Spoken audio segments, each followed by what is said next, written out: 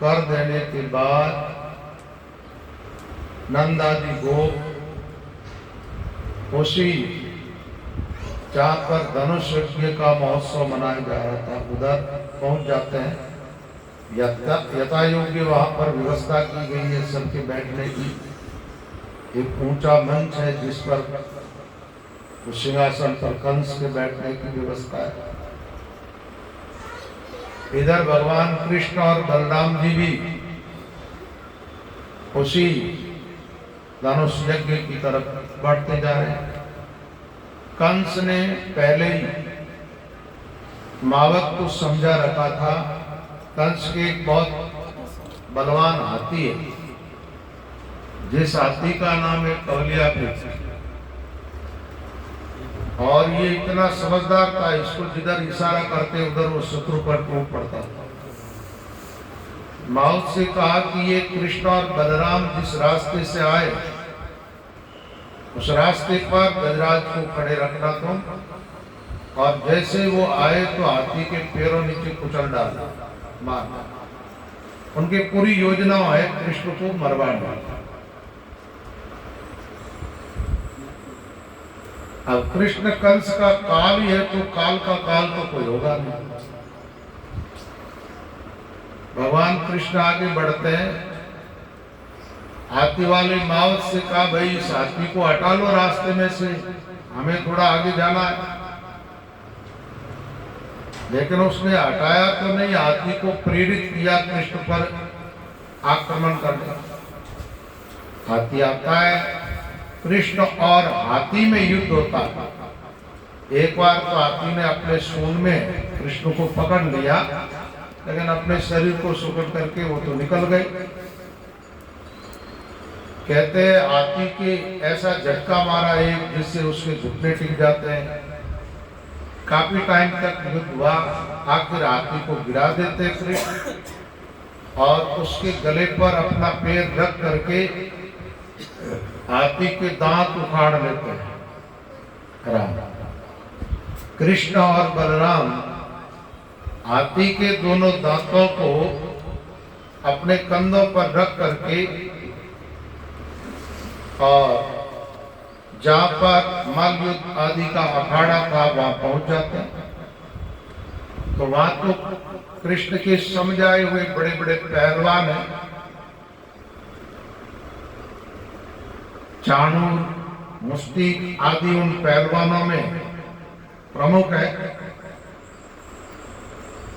कृष्ण को अपनी तरफ प्रेरित किया, भले कि देखो आप हम सब राजा की प्रजा है और राजा का मनोरंजन करना हमारा धर्म है, इसलिए यहाँ अखाड़े में आ जाओ, मल्ल युद्ध करेंगे, लोग सब देखेंगे। भगवान कृष्ण का देखो हम तो है छोटे छोटे, तुम बहुत बड़े हो, तो भाई कुश्ती हो अखाड़े में तो बराबरी वालों में हो तो ठीक है। तब उन पहलवानों ने कहा न तुम बड़े हो न छोटे, तुम बलवानों में अग्रगण्य हो, बड़े बड़े राक्षसों को तुमने मारा, इसलिए हमारे साथ मल्ल युद्ध करना होगा। कहते हैं कृष्ण और बलराम दोनों भाई अखाड़े में उतर जाते हैं। कहते वहां हजारों नर नारी थे, वो सब अपनी अपनी दृष्टि से भगवान को देख रहे हैं। कोई महात्मा है वहां पर तो उनको अपने इष्ट के रूप में कृष्ण दिखाई दे रहा है, स्त्रियों को काम रूप में दिखाई दे रहा है, किसी को अपने पुत्र रूप में दिखाई दे रहा है। जहाँ की रही भावना जैसी प्रभु मूर्त देखी तिल तैसी। लेकिन ये किसी को भी अच्छा नहीं लग रहा है कि चाणूर और कृष्ण का मल्ल युद्ध हो, लेकिन अखाड़े में युद्ध हुआ। देखते ही देखते भगवान ने चाणूर को और बलराम जी ने मुस्तिक को पछाड़ दिया। ये बड़े बड़े पहलवान मर जाते हैं, तब छोटे मोटे पहलवान थे वो अखाड़ा छोड़ के भाग जाते हैं। कंस मंच पर बैठा है, वो चिल्लाने लगा, सैनिकों से कहने लगा इनको बाहर निकाल दो, यहां से भगा दो। कृष्ण और बलराम ने कहा देखो मामा जी, हम तो आपसे मिलने के लिए आए, आपने हमें बुलाया है तो हम वापस तो कैसे जाए, और जाएंगे भी तो पहले आपको धोख तो दे ले, कम से कम प्रणाम नमस्कार तो कर ले। ऐसे कहते हुए कृष्ण आगे बढ़ने लगे तो कंस ने अपने हाथ में तलवार उठा ली, वो तलवार घुमाने लगा। लेकिन अब तलवारें कहाँ काम करती महाराज। कृष्ण ने लगाई छलांग, मंच पर पहुंच गए। मंच पर जैसे ही जो जहां सिंहासन था उसका वहां एकदम उसके पास कहते कंस एकदम उठ के खड़ा हो गया। अब तो इधर देखे चारों तरफ ऊपर नीचे उनको एक ही दिखाई दे रहा है। कृष्ण एक ऐसा झटका लगाया, हाथ में से तलवार छूट जाती है। गोविंद ने कंस के केश पकड़ करके एक ऐसा झटका लगाया जिसे मन से नीचे गिरा दिया उसको, और उसकी छाती पर चढ़ गई।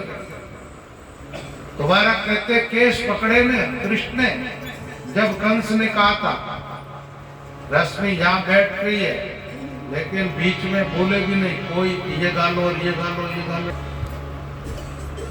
कंस ने कहा मेरे बाल पकड़ने से दर्द हो रहा है। कृष्ण ने कहा मेरी मां को भी दर्द हुआ, दर्द पहुंचाया है तो अब दर्द झेलना पड़ेगा। कहते बाल पकड़ करके जमीन पे गिरा देते हैं और एक मुष्टिका का प्रहार किया जिसमें कंस का काम तमाम, कंस की मृत्यु हो जाती है। और वहां पर कहते कंस के भाई वगैरह सहायता के लिए आए, भगवान ने उनको भी समझा दिया। कंस की मृत्यु हुई, देवता लोग दुंदुभियां बजाने लगे, फूलों की बरसात होने लगी। कंस को मारने के बाद भगवान सबसे पहले कहां जाते हैं। कहते उग्रसेन जी को कारागृह में डाला हुआ था। उग्रसेन कंस का पिता राजा था, कंस ने राज्य छीना। उग्रसेन जी को कैद से मुक्त करते हैं और भगवान कहते हैं कि आज से आप हमारे राजा।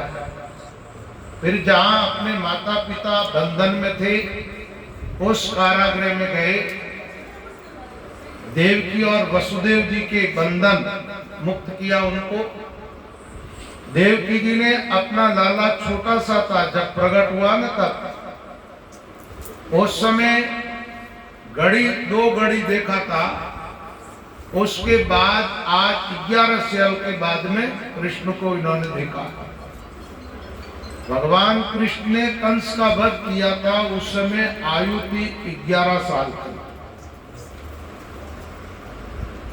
देवकी ने अपने लाला को अपने गले से लगाया। उस समय देवकी के स्तनों से अपने आप दूध टपकने लगा। वसुदेव और देवकी ने देखा कि ये मेरा पुत्र नहीं, ये तो भगवान ही है। इस प्रकार देवकी वसुदेव बंधन से मुक्त होते हैं। अपने लाला के मुंडन इत्यादि यज्ञ पवित्र संस्कार करवाए। मां को मिले कृष्ण, लेकिन मां के साथ नहीं रहे। अब थोड़े बड़े हो गए ना, वसुदेव जी को पता है कि बच्चों की पढ़ाई की व्यवस्था होनी चाहिए, तो उज्जैन भेज दिए गए। एक बहुत अच्छे सिद्ध महात्मा रहते थे वहां पर, जिसका नाम था सांदीपनी, भगवान कृष्ण के गुरु है। वहां 64 दिन तक कृष्ण और बलराम जी रहे। 64 दिनों के अंदर 64 कला युक्त विद्या का अध्ययन किया। हर एक दिन में एक कला।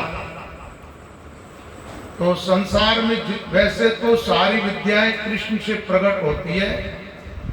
भगवान मानव समाज को उपदेश करते हैं। मैं अवतार लेकर के भी इस धरती पर आया हूं, तो बिना गुरु की कृपा मुझे भी ब्रह्म विद्या प्राप्त नहीं हो सकती तो और किसी को कैसे हो सकती? रामकृष्ण से कौन बड़ा, वे भी गुरु की, तीन लोक का मालिक कहिए, गुरु आगे आदि। और जैसे सामान्य शिष्य गुरु के आश्रम में रहते हैं, उस ढंग से आश्रम में रहे। इसी आश्रम में सुदामा के साथ भगवान कृष्ण की मित्रता हुई। विद्या पूर्ण होने के बाद दोनों भाइयों ने अपने गुरु महाराज से कहा, गुरुदेव अब हमारी विद्या तो पूरी हो गई है, तो आपको हम दक्षिणा में क्या भेंट क्या करें? ऐसा प्रावधान है अपने सनातन धर्म का। जब दीक्षा ली जाती है, जब भेंट रखी जाती है, कोई भी आयोजन होता है उसके पीछे भेंट का ऐसा प्रावधान है। तो भगवान कृष्ण ने कहा कि मैं आपको क्या भेंट दूं, आपकी जो इच्छा वो मुझे बता दो।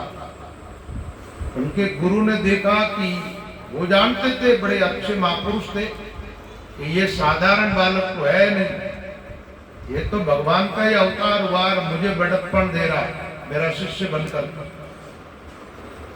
संदीपनी ऋषि ने कहा कि मैं मेरी पत्नी से थोड़ी सलाह कर लेता हूं, उसके बाद दक्षिणा लेता हूं।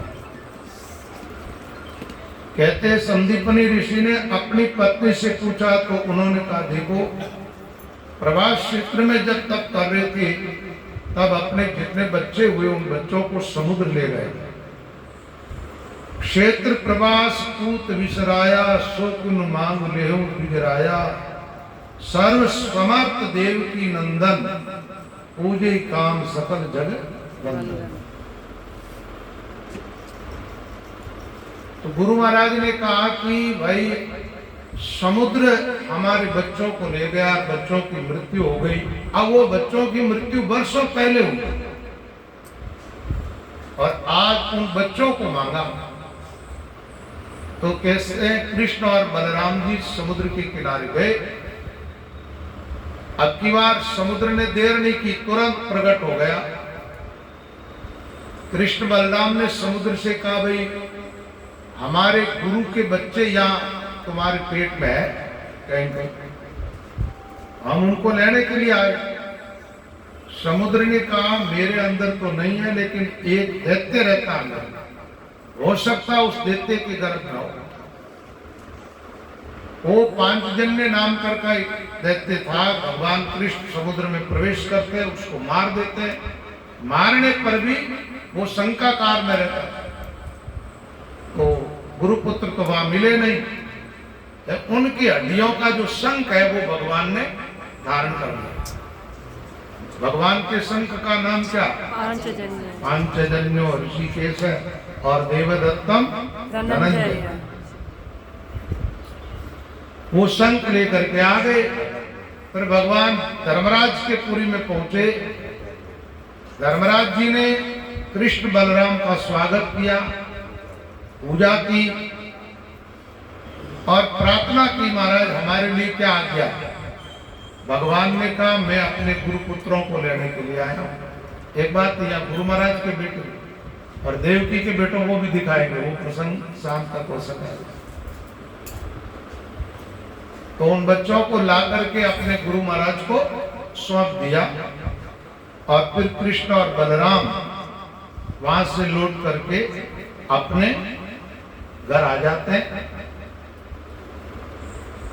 आए तो आज कृष्ण अपने महल में, माँ जो है वो भी कृष्ण के स्वभाव से ज्यादा परिचित नहीं है, देवकी जी, तो देवकी के पास तो रही नहीं।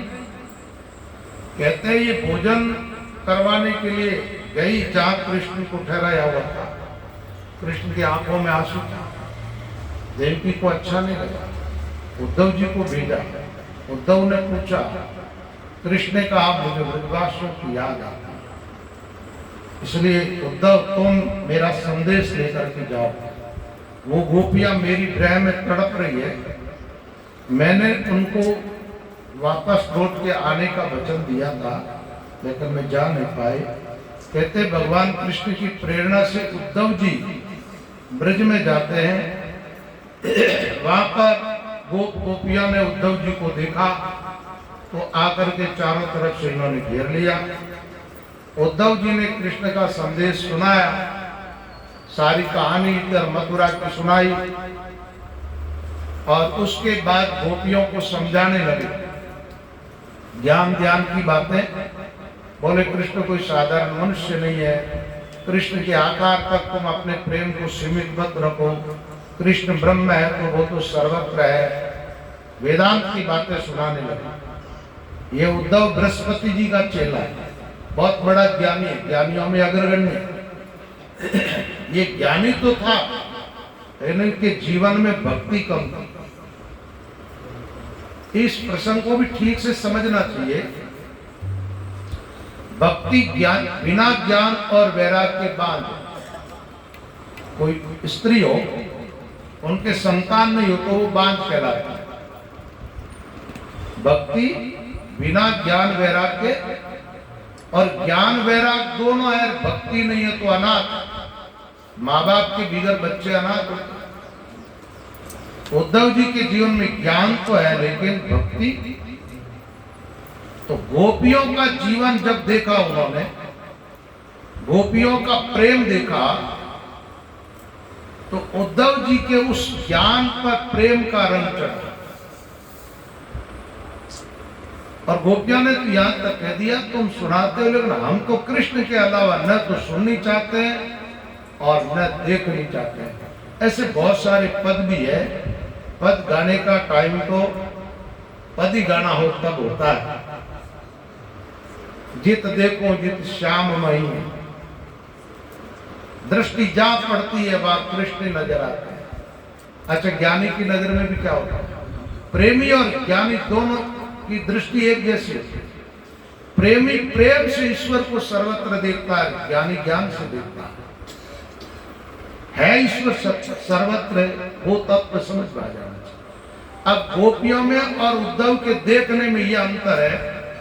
उद्धव सारे विश्व के अंदर निराकार ईश्वर को देख रहा है, गोपियां जो साकार रूप में कृष्ण थे उसी कृष्ण को सब में देखते। वृक्ष की तरफ दृष्टि जाती है तो पत्ते पत्ते में उनको कृष्ण दिखाई देते हैं। एक ऐसा पद है, चर्रे जर्रे में पत्ते पत्ते में है झांकी भगवान की, किसी आंख वाले पहचान। नामदेव जी का प्रसंग आता है तो भक्तों की ऐसी दृष्टि हो जाती है। उद्धव जी वापस वहां से मथुरा आ जाते हैं। गोपियों को काफी टाइम तक गए तो थे, घड़ी दो घड़ी जा रहे, कहते 6 महीना तक बीत गए गोपियों के साथ सत्संग करते करते। सत्संगी भगवान के प्रेमी भक्तों को भक्ति में रस आता। वापस आए, वहां के सारे हाल भगवान कृष्ण को सुनाए। उद्धव जी को साथ लेकर के फिर भगवान कृष्ण उपजा के घर जाते हैं। उपजा को कहा ना कि मामा कंस से मिलकर के फिर आओ। उपजा ने कृष्ण का सत्कार किया और उपजा के प्रेम को भी भगवान कृष्ण ने स्वीकार किया। उपजा के साथ संबंध स्थापित किया भगवान। उपजा के घर जाकर के फिर भगवान कृष्ण अक्रूर जी के वहां गए। अक्रूर जी के वहां गए, अक्रूर जी ने कृष्ण का पूजन किया। अक्रूर जी से मिल करके भगवान कृष्ण ने कहा, अक्रूर जी आपको हस्तिनापुर जाना चाहिए, जहां पांडवों के साथ धृतराष्ट्र और उनके पुत्र अन्याय कर रहे हैं, तो आप जाकर के वहां का पता करो कि पांडवों के साथ क्या हो रहा है। कहते कृष्ण के कहने पर अक्रूर जी हस्तिनापुर जाते हैं। वहां पितामह भीष्म, आचार्य द्रोण आदि, धृतराष्ट्र, गांधारी, कुंती आदि से मिले। मिलने के बाद अक्रूर जी को सारा पता चल गया कि भीम को विष दिया, वो पांडवों को लाक्षागृह में जलाने का जो षड्यंत्र किया गया, आदि आदि सारी बातों का पता लगा करके और उद्धव जी वापस मथुरा आ जाते हैं। इधर मथुरा के अंदर जब कंस मर गया था, कंस के मरने के बाद कंस की 2 पत्नियां थी, अस्ति और प्राप्ति। नाम करके। ये दोनों जरासंध की बेटियां थी। उस समय का जरासंध बहुत बड़ा सम्राट था। एक बात है, महाभारत का जो युद्ध हुआ है, उस युद्ध के योद्धाओं की जो संख्या है वो 18 अक्षोहिणी, 7 अक्षोहिणी सेना पांडवों की है और 11 अक्षोहिणी सेना कौरवों की। लेकिन जरासंध के पास इतनी बड़ी सेना है, एक बार मथुरा पर चढ़ाई करके आया तो कितनी सेना लेके आया? 23 अक्षोहिणी। तो ये कंस की पत्नियों ने जाकर के अपना दुख अपने बाप के सामने रोया और कहा कि हमारे पति को ये वसुदेव के बेटे ने मार दिया। अच्छा, वसुदेव के बेटे ने कंस को, एक बार तो जरासंध को आश्चर्य हुआ, भाई जिसको देवता ही पराजित नहीं कर सकते, 11 साल के बच्चे ने कैसे मारा? फिर उसने सोचा कि हो सकता है, संभव है, इस दुनिया में असंभव कुछ भी नहीं। जरासंध ने कहा मैं बदला लूंगा, तुम शांत हो जाओ, इन यादवों के वंश को ही खत्म कर दूंगा मैं। 23 अक्षोहिणी सेना लेकर के चढ़ाई की, मथुरा को चारों तरफ से घेर लिया। भगवान ने बलराम जी से कहा भाई साहब, मथुरा पर तो बड़ी भारी आफत आ गई है, जरासंध चारों तरफ से मथुरा को घेर चुका है।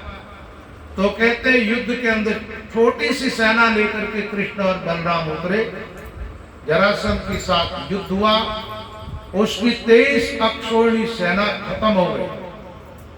जरासंध को बलराम जी मार रहे थे, भगवान कृष्ण ने कहा भाई साहब इसको मारो मत, ये काम का व्यक्ति। अरे बोले इसने दुस्साहस किया, चढ़ाई करके आया, खत्म कर देना चाहिए। बोले नहीं, अपन किस लिए आए धरती पर? धरती का भार उतारने के लिए, पापियों को खत्म करने के लिए। अब कहां ढूंढेंगे पापियों को? इसको एक को छोड़ दो, ये अकेले कर करके लाता रहे।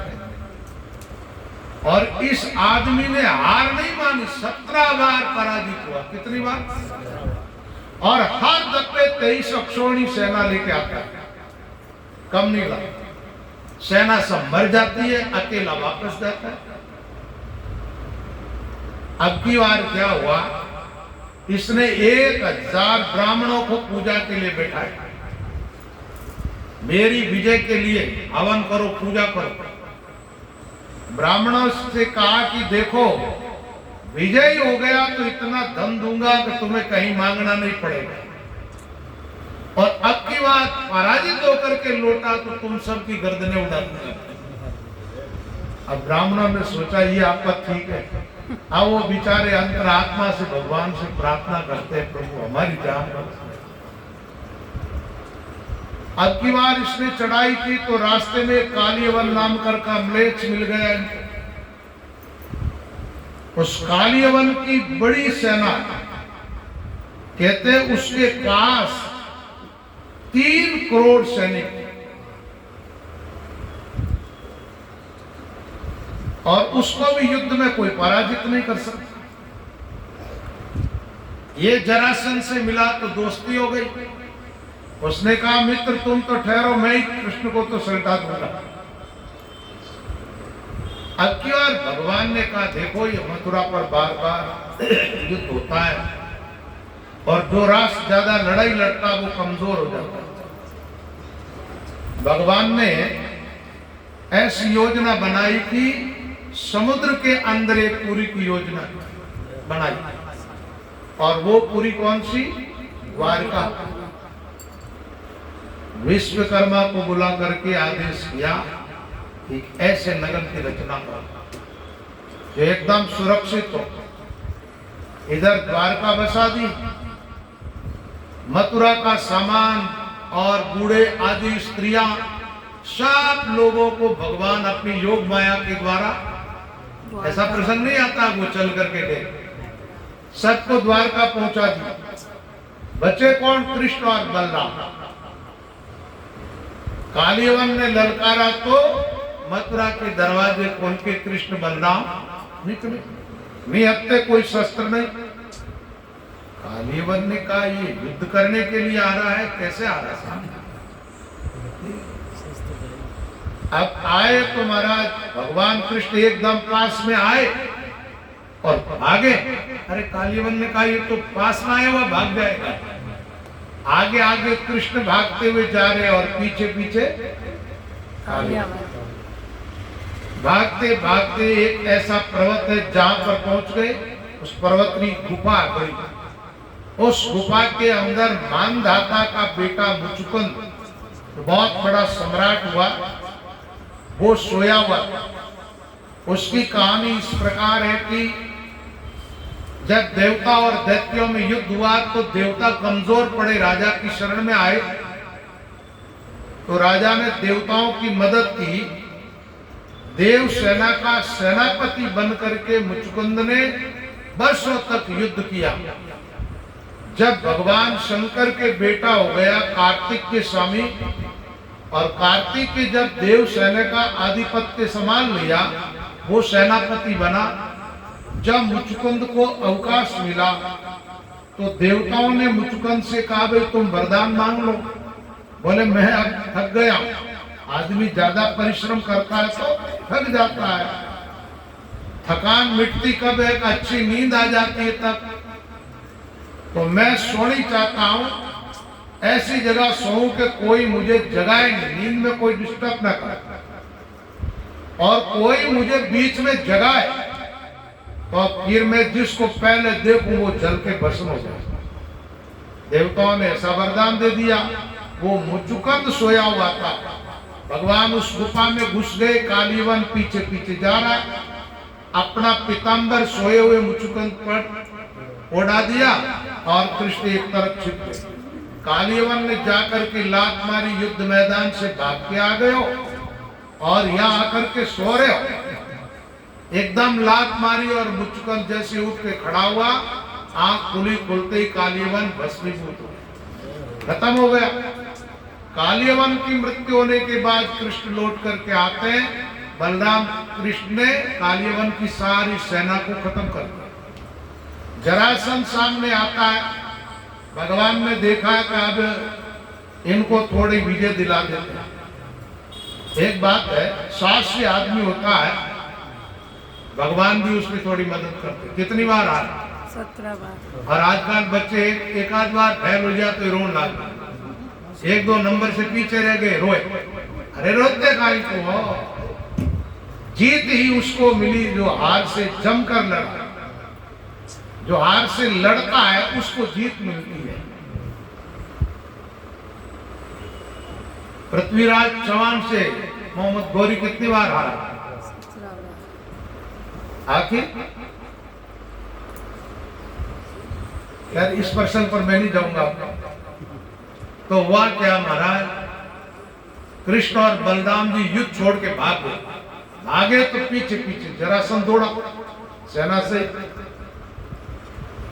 कुछ सैनिक मरे, जो मर गए जो थे वो तो एक बहुत बड़े पर्वत पर चढ़ गए। और उस पर्वत में इतने वृक्ष आदि थे कि जरासंध ने खूब ढूंढने का प्रयास किया लेकिन ढूंढ नहीं पाया। तो उसने कहा एक काम करो, इस पर्वत के चारों तरफ से आग लगा तो जल करके मर जाएगा। चारों तरफ आग लगा दी। भगवान कृष्ण ने उस पर्वत से छलांग लगाई, द्वारका में जाकर के। इनका दौड़ने का भी मामला गजब का है। एक बात है, द्रौपदी ने पुकारा जब द्वारका से आए। टाइम कितना लगा? टाइम कितना लगा? 1 मिनट पूरा नहीं लगा। द्वारका से हस्तिनापुर वैसे तो देखो भाई, ये अपन भगवान की लीला गा रहे हैं। बाकी उनके लिए कहा जाता है सर्वत्र पाणिपादं तत् सर्वतो अक्षि शिरोमुखम सर्वतः श्रुति मल्लोके सर्वमान। ये तो चरण सब जगह है। द्वारका में जाकर के जरासंध को ऐसा लगा कि कृष्ण बलराम जल करके भस्म हो गया। वो वापस अपने नगर को गया, बड़ा उत्सव मनाया, विजयी हो गया। जब से ये जरासंध ब्राह्मणों का भक्त, आपको पता है इसको मरवाएंगे कैसे? मरवाया कैसे? ब्राह्मण बन के इनको लेके गए, ब्राह्मण बन के गए, और कहा ब्राह्मणों से मांगो। उसको पता तो चल गया कि ब्राह्मण नहीं क्षत्रिय है, फिर भी ब्राह्मण बन कर गया। ब्राह्मणों को बड़ा आदर करता था। इधर जरासंध अपने यहाँ आए और कृष्ण पहुंच गए द्वारिका। अब द्वारिका के अंदर कहते हैं महाराज, द्वारका नगरी बस की राजा कौन है? कृष्ण राजा नहीं बने। राजा कौन है? उग्रसेन। अब भाई ब्याह शादी भी तो होनी चाहिए ना, बड़े हो गए तो पहले बड़ा भैरव ब्याह होना चाहिए, बड़े का। तो आनर्त देश के एक राजा था जिसका नाम था रेवत, उसकी पुत्री का नाम था रेवती।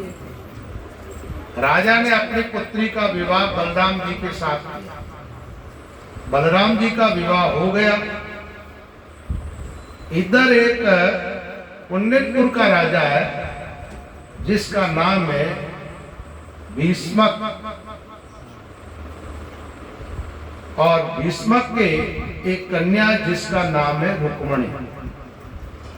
इनके बेटों का नाम है रुक्मरथ, रुक्मबाहु, रुक्मकेश, रुक्ममाली और रुक्मणी नाम की बेटी।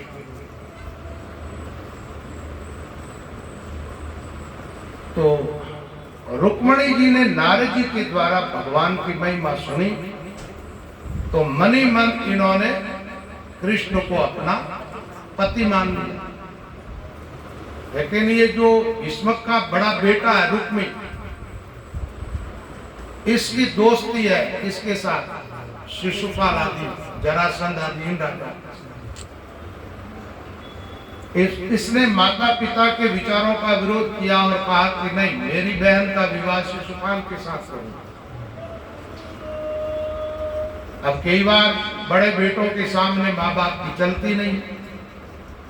रुक्मणी जी ने जाकर के अपनी भाभी से कहा, भाभी भाई साहब को समझा दो, मैंने मनी मन कृष्ण को अपना पति मान लिया, मैं शिशुपाल के साथ विवाह करना नहीं चाहती।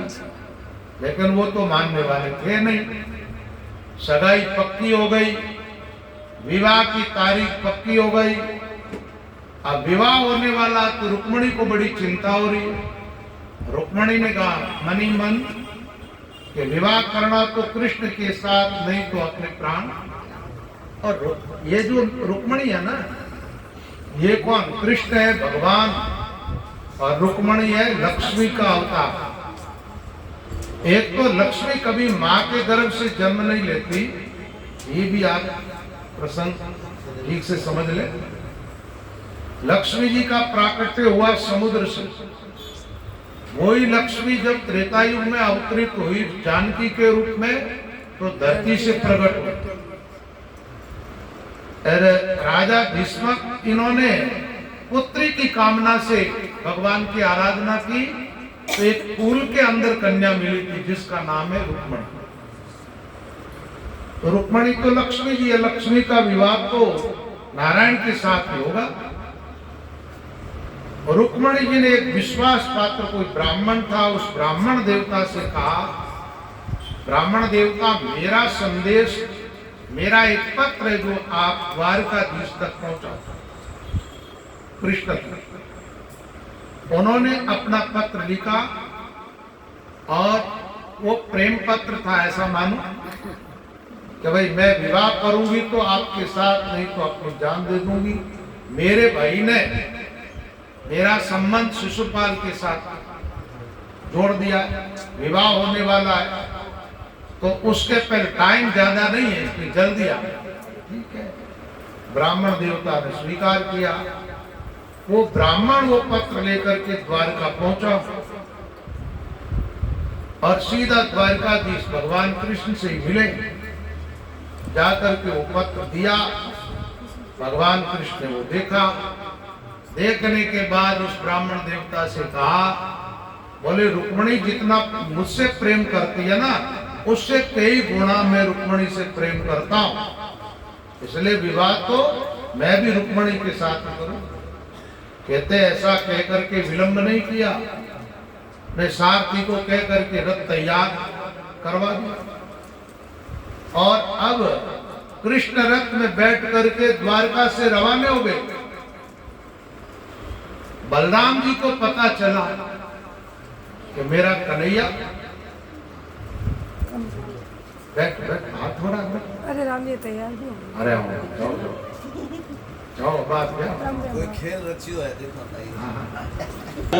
केरी तालियां रे लालो रे ठोकर केरी तालियां रे तालियां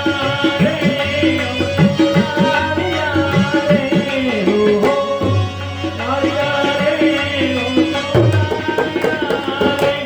कानों में ठोकर केरी तालियां रे लालो मारो पे ठोकर केरी तालियां रे आओ निसावरिया पापा में चाला आओ निसावरिया पापा में चाला आप ही चंपोने में तो डालिया रे हो आप ही चंपोने में तो डालिया रे कानों में ठोकर के डालिया रे नल मर बैठो कदम केरी डालिया रे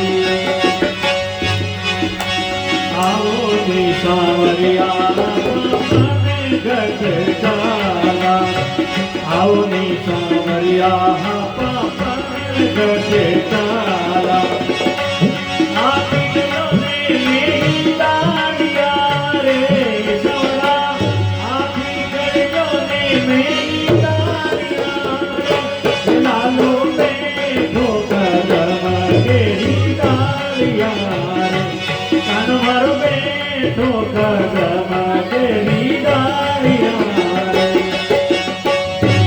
ओ तो कानों बजावे देते तालियां रे ओ तो कानों बजावे देते तालियां रे लालो में ठोकर केरी डालियां रे कानवर में ठोकर केरी डालियां रे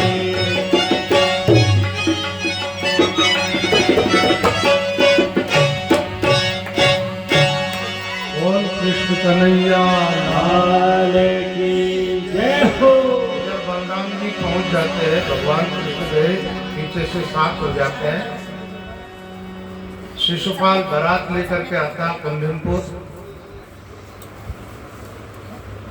बारात को जहाँ ठहराना था, नगर पूरा सजाया हुआ है, ठहरा दिया गया। कहते हैं भागवत में तो ऐसा है, कृष्ण बलराम जी गए तो कुंदनपुर नरेश राजा भीष्मक ने कि भाई ये विवाह देखने के लिए आए, इसलिए इनको भी एक अच्छी जगह पर ठहरा दिया। इस ब्राह्मण देवता ने जाकर के रुक्मणी जी को समाचार दे दिया कि कृष्ण आ गए, तो रुक्मणी जी को थोड़ी तसल्ली शांति मिली। अब रिवाज ये था कि देवी का पूजन करने के लिए जाना कन्या को, अंबिका का पूजन करने के लिए जब रुक्मणी वहां से जाती है तो हजारों सैनिक है उनके चारों तरफ, सखियों का झुंड चल रहा है और देवी के मंदिर में जाकर के पूजन किया। पूजन करने के बाद मांगा क्या, पूजा तो हो रही है देवी की और मांगती है क्या, कृष्ण को पति के रूप में। कहते हैं अंबिका देवी का आशीर्वाद मिला। अब एक टाइम तो हो गया था ना, और अपने कठिन है लोग क्या करें, चलो कोई बात नहीं, भजन दोबारा दीते था लीला होगी। भगवान कृष्ण का इंतजार करती है रुक्मणी, मंदिर से बाहर आती है, चारों तरफ देखने लगी। इधर भगवान कृष्ण आ जाते हैं, रथ दूर खड़ा कर देते हैं और जैसे ही रथ से उतर के कृष्ण चलने लगे तो भगवान ने ऐसी मोहिनी डाली उन सैनिकों पर। सैनिक कोई कृष्ण का मुकुट देकर आए, कोई पीतांबर देकर आए, कोई गुगराले बाल देकर आए। जहां सैनिकों की दृष्टि पड़ती है वहीं आंख फेर जाती है। अब ये पता नहीं भाई इस आदमी को रोकना चाहिए, और कृष्ण आगे बढ़ते रहे। जहां रुक्मणी थी, कहा मंदिर में, वो ऐसे खड़ी खड़ी इंतजार कर रही थी और कृष्ण उनको सामने दिखाई दिए। तो अब आप एक भजन है आपके पास, कौन सा भजन गाओ? क्या कराए?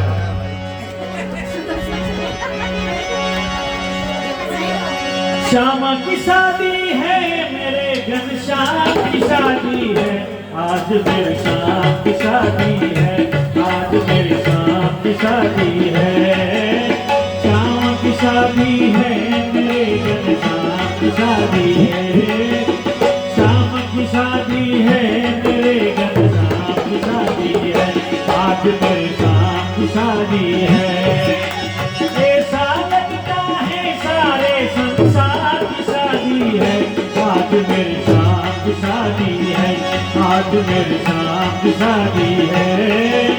श्याम की शादी है, मेरे घनश्याम की शादी है, श्याम की शादी है, मेरे घनश्याम की शादी है, आज मेरे श्याम की शादी है।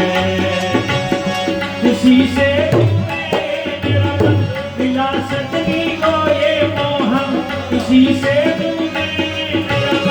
मिला सजनी को ये मोहन, ऐसा संयोग मिला है, प्रेम से श्याम बंधा है, ऐसा संयोग मिला है, प्रेम से श्याम बंधा।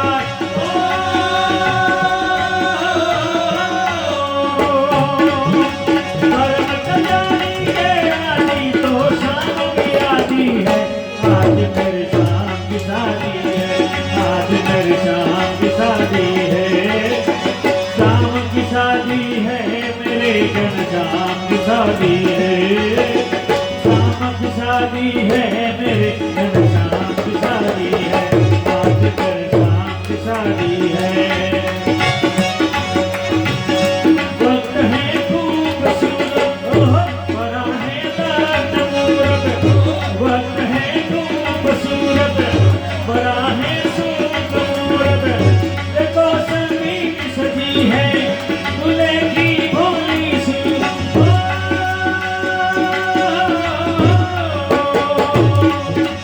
बने बराती सभी देवता होकर साथी है, आज मेरे श्याम की शादी है, आज मेरे श्याम की शादी है।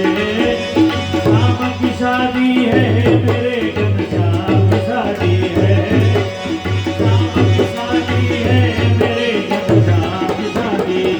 जगत के पालन करता, बने रुक्मण के भरता, ओह जगत के पालन हरता, बने रुक्मण के भरता, गोपियों के हैं चितो, दुलारे बने नंदो।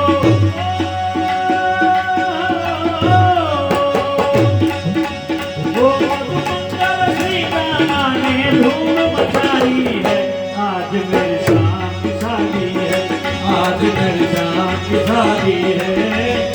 श्याम की शादी है, मेरे घनश्याम की शादी है, श्याम की शादी है, मेरे घनश्याम की शादी है। ऐसा लगता है सारे संसार की शादी है, आज मेरे श्याम की शादी है, आज मेरे श्याम की शादी है।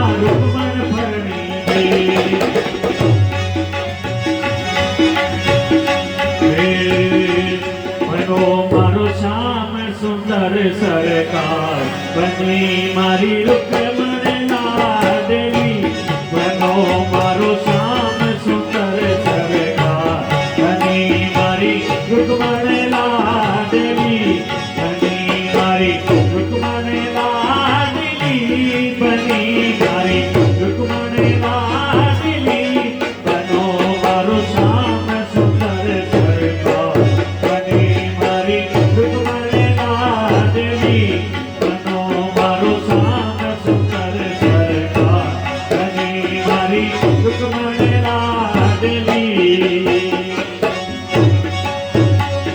शाम की शादी है मेरे घर शाम की शादी है हो शाम की शादी है मेरे घर शाम की शादी है आज मेरी शाम की शादी है आज मेरी शाम की शादी है शाम की शादी है मेरे घर शाम की शादी है शाम की शादी है मेरे घर शाम की शादी है आज मेरी शाम की शादी है वक्त है खूबसूरत बड़ा सुगलात मूरत वो वक्त है खूबसूरत बड़ा सुगलात मूरत देखो क्या खूब सजी है भोले की भोली सी ओ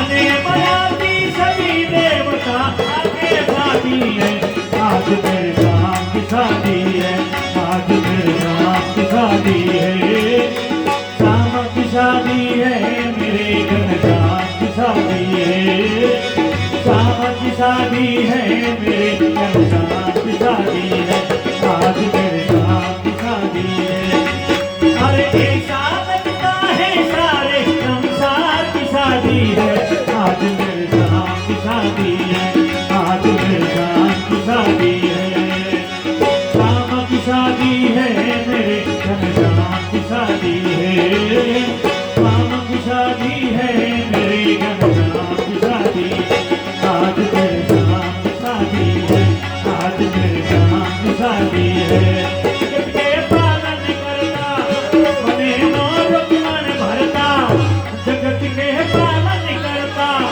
बने रुक पड़ के भरता जगत के है मोच को लागे बने मन को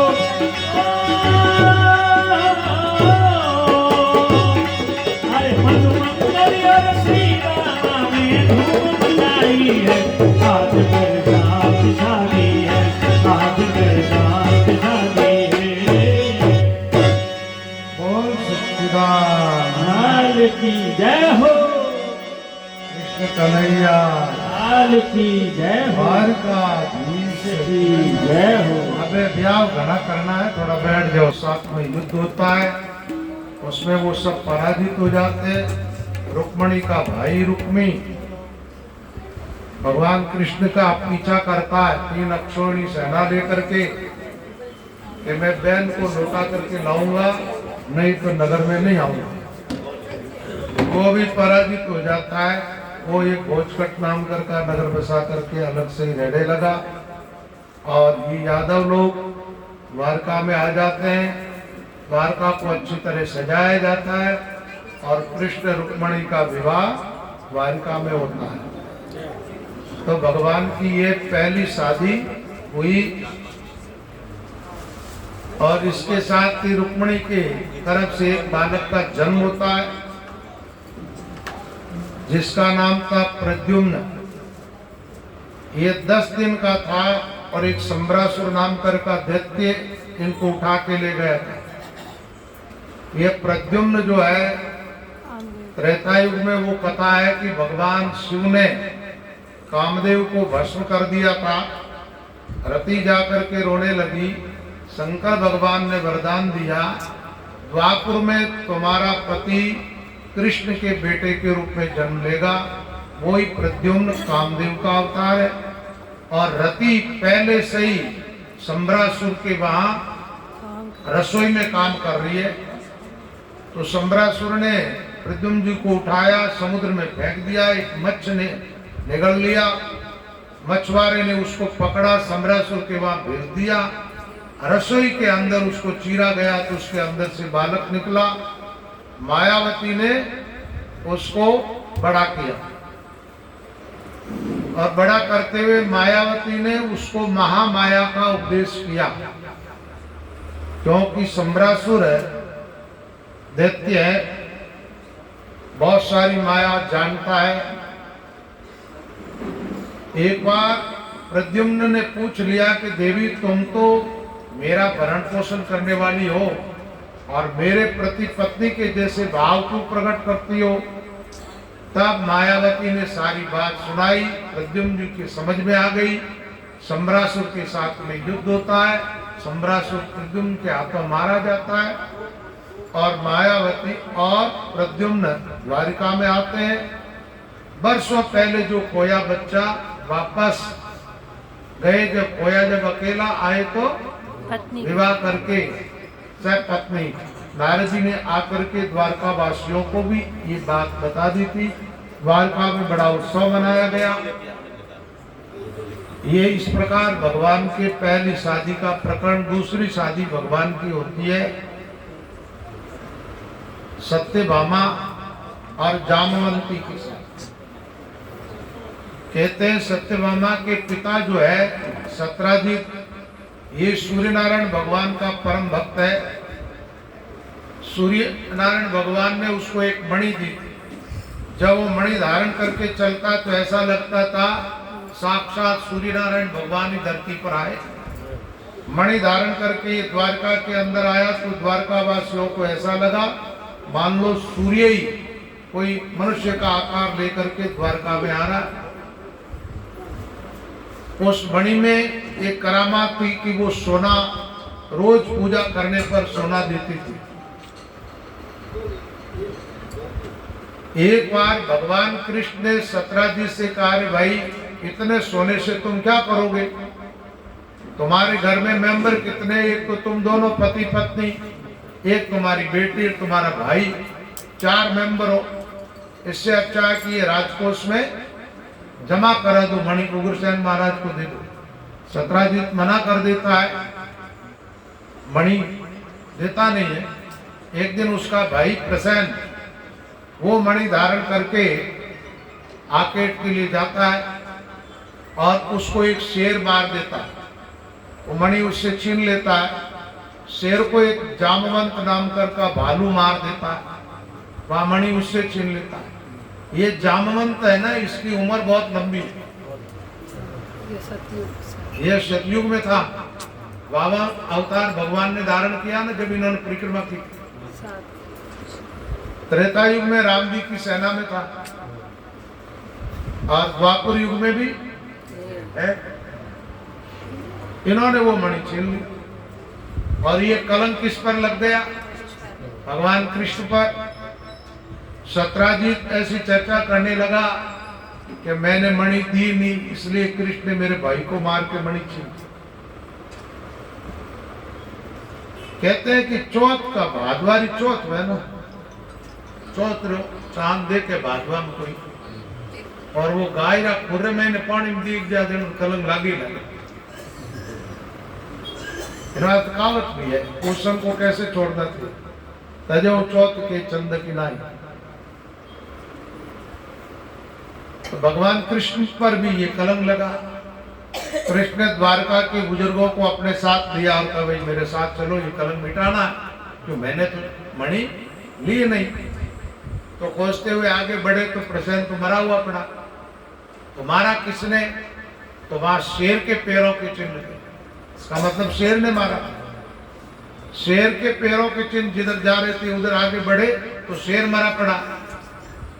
उसके आगे भालू यानी रीछ, उसके पैरों के निशान।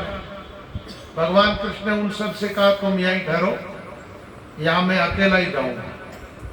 कहते कृष्ण वहां से अकेले गए और गुफा में जाकर के देखा कि जामवंत जी के बच्चे उस मणि से खेल रहे, खिलौना समझकर।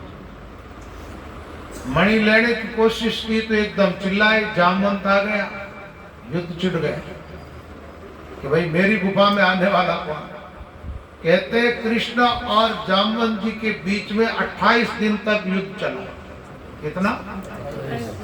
28 दिन के बाद जामवंत हारा। हारने पर स्वीकार किया कि आप और कोई नहीं, मुझे पराजित कोई कर नहीं सकता, इसलिए हो ना हो आप मेरे आराध्य राम हैं। जब भगवान कृष्ण उनको राम रूप में दर्शन दिए, जामवंत जी ने वो मणिधीर मणि के साथ ही अपनी कन्या का विवाह करके दे दिया। तो दूसरा विवाह किसके साथ हुआ? तीसरा पचोर। तो जामवंती को लेके आए ना, चलो कोई बात नहीं, तीसरा मान गया। हाल सत्यभामा के साथ विवाह हुई नहीं है, अब वही।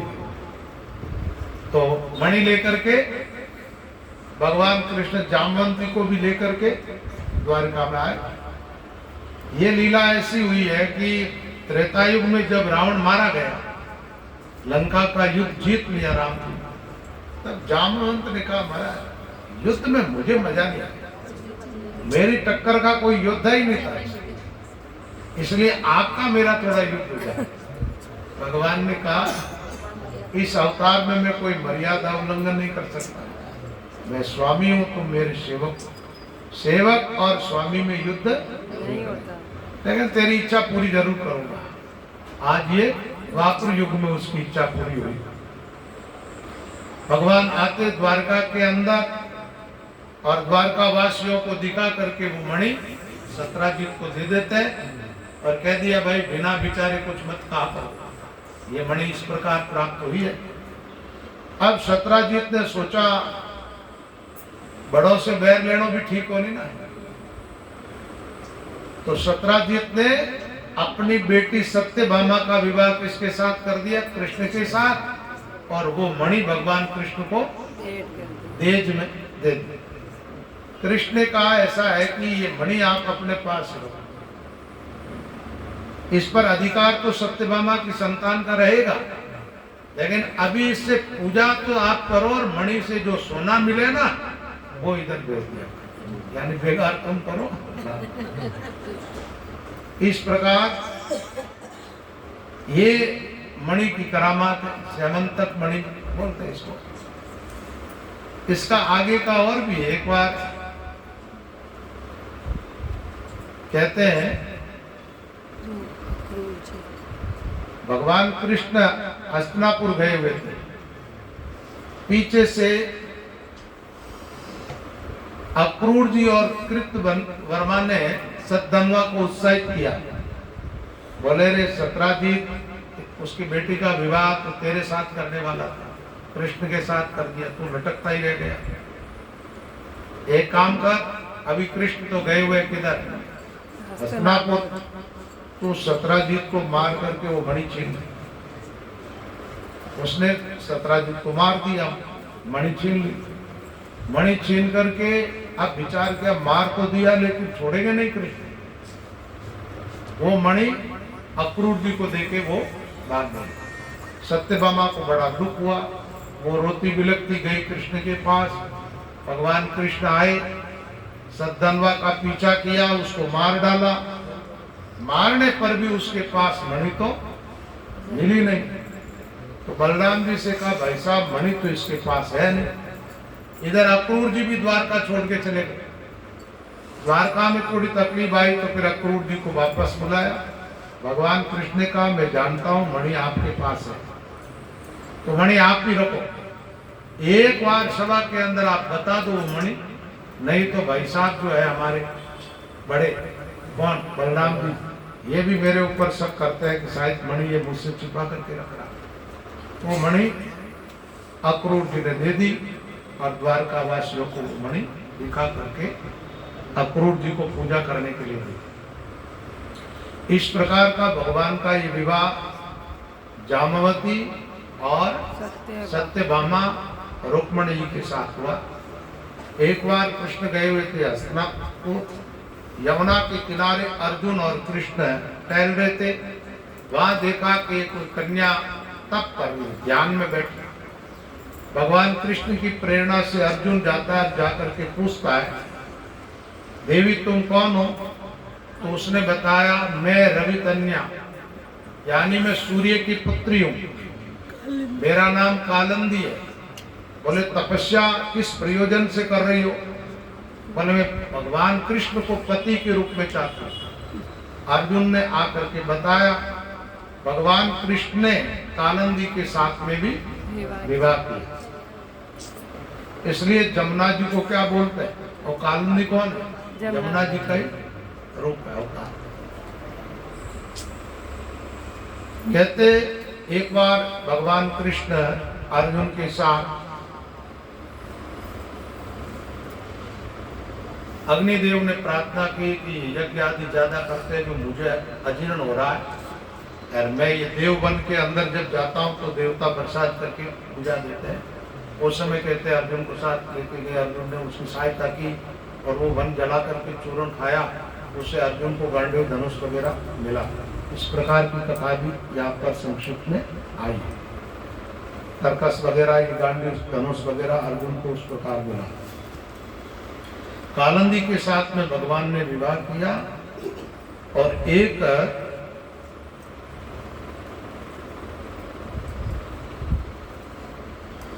कृष्ण की बुआ थी जिसका नाम था राजादी देवी, उनकी बेटी का नाम था मित्रविंदा। स्वयंवर के अंदर उसने भगवान कृष्ण को वरण किया। उनके भाइयों ने थोड़ा रोकने का प्रयास किया। भगवान कृष्ण ने उनके साथ युद्ध करके उनको पराजित करके इनके साथ में विवाह किया। एक कोसलेस देश का राजा नागनजीत नाम का, उनकी बेटी थी नागनजीती। वहां राजा के वहां पर 7 बैल थी के सिंह वाले। ऐसी प्रतिज्ञा थी कि भाई इन बैलों को एक साथ काबू करके नाच देगा, उसके साथ में अपनी बेटी का विवाह करूंगा। भगवान कृष्ण ने 7 रूप धारण किए और उन बैलों को नाच दिया। उनके साथ भी कृष्ण का विवाह हुआ। अपनी सुरतकीर्ति नाम की बुआ की पुत्री भद्रा के साथ भी भगवान कृष्ण का विवाह हुआ। भद्र देश के राजा की कन्या लक्ष्मणा ने स्वयंवर में कृष्ण का वर्ण किया। इनके साथ भी ऐसे करके ये 8 पटरानियां 16,100 स्त्रियों का विवाह एक साथ होगा। एक भौमासुर नाम का दैत्य था जिसने 16,100 कन्याओं को बंदी बना रखा था। कहते एक बार इंद्र ने आकर के द्वारिका में भगवान कृष्ण से प्रार्थना की, प्रभु भौमासुर दैत्य बड़ा शक्तिशाली है, उसने वरुण का छत्र, मेरी मां के कुंडल और मेरा अमरावती का जो मणिमय पर्वत है वो सब छीन लिया, इसलिए आपकी मदद चाहिए। भौमासुर भूमि का बेटा, उसको ऐसा वरदान है कि उसकी मां मारने के लिए नहीं कहे तब तक कोई मार नहीं सकता। तो भूमि का अवतार ही सत्यभामा है। भगवान कृष्ण सत्यभामा को साथ में लेकर के गए और वहां उनकी रक्षा के लिए मूर्ख आदि दैत्य थे। उन सब दैत्यों का वध किया। भौमासुर के साथ कृष्ण का युद्ध होता है। कहते उस समय 1-2 बाण सत्यभामा के लगा और उसने कह दिया, बोले प्रभु इस दुष्ट को मार डाल।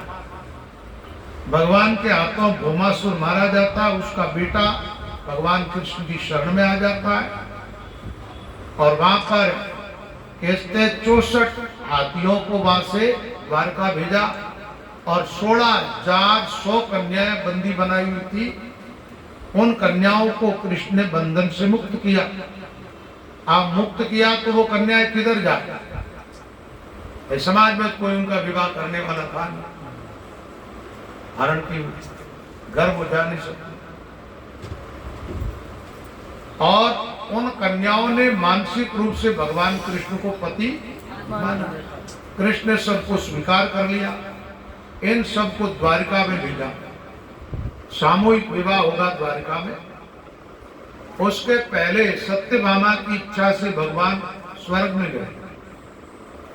सत्यभामा की इच्छा थी कि हमारे यहाँ कल्प वृक्ष होना चाहिए।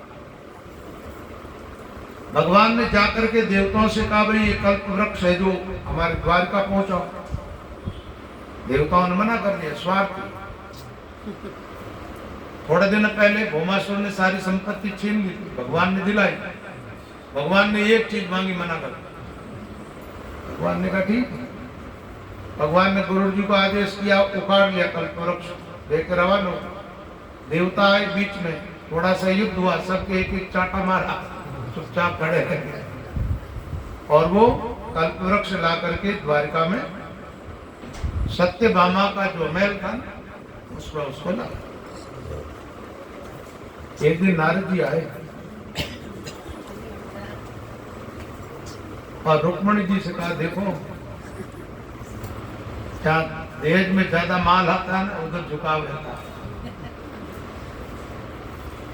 भगवान कृष्ण से रुक्मणी जी ने तोड़ा इशारे में कहा। भगवान ने कहा देख तू समझती नहीं, पेड़ तो उधर है लेकिन उसकी छाया किधर आ रही, झुकाव किधर है, तेरे महल की तरफ, छाया तो इधर है, फल लगेगा वो इधर। तो उनको तो परिश्रम मिल रहा है पानी सींचने के लिए। और कृष्ण की तो लीला ऐसी है, एक बार नारद जी को ऐसा लगा कि इतना बड़ा परिवार है तो कृष्ण के परिवार में थोड़ा बहुत झगड़ा तो होता होगा। आए द्वारका, देखा हर एक महल में गए, लेकिन देखे तो हर स्त्री के साथ कृष्ण के साथ तो 16,108 थी तो वो 16,108 बनकर के रहते। एक बात है, भगवान कृष्ण की लीलाएं है ना, तो मनुष्य की क्षमता के बाहर है। इसलिए मानव को चाहिए कि भगवान की लीलाओं का अनुकरण न करे, भगवान कृष्ण ने जो उपदेश किया उसको मान करके चले तो कल्याण होगा। राम जी की लीला अनुकरण करने लायक, राम जी जैसे चले वैसे आप चल सकते हो। आप कृष्ण की लीलाओं का अनुकरण करोगे तो पति गिरिराज ने थाने जुटावनो पड़े, कालिया नाग जड़ा हा पे जको थाने उलझनो पड़े।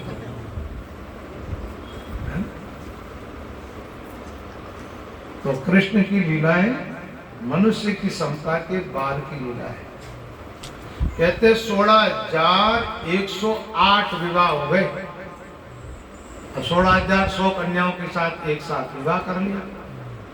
सबके 10-10 बच्चे हुए, बहुत बड़ी गृहस्थी। वैसे तो 56 करोड़ कितने यादव बताते।